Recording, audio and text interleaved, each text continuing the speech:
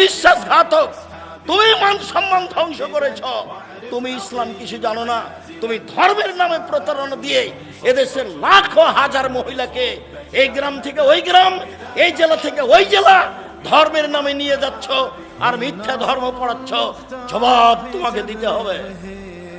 আমি বলেছি জাতির সামনে, দেবীনগরের লোকের সামনে, চাঁপাইনবাবগঞ্জের লোকের সামনে, রাসূল সাল্লাল্লাহু আলাইহি ওয়াসাল্লামের স্ত্রী যদি গ্রামে গ্রামে দিন প্রচার করতে যেতেন তাহলে 13 জন স্ত্রী 11 জনের স্ত্রী একসাথে নগদ ছিলেন।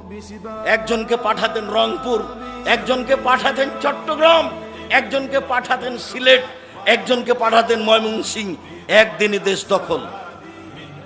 মহিলারা বলেছিল মুহাম্মদ সাল্লাল্লাহু আলাইহি সাল্লাম পুরুষেরা আপনার পাশে বসে দিন ধর্ম জেনে নিল, আমরা কি করব?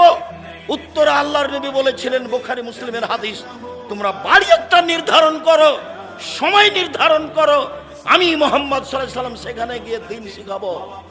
তিনি বলেননি আমি সেখানে আয়েশাকে পাঠিয়ে দেব।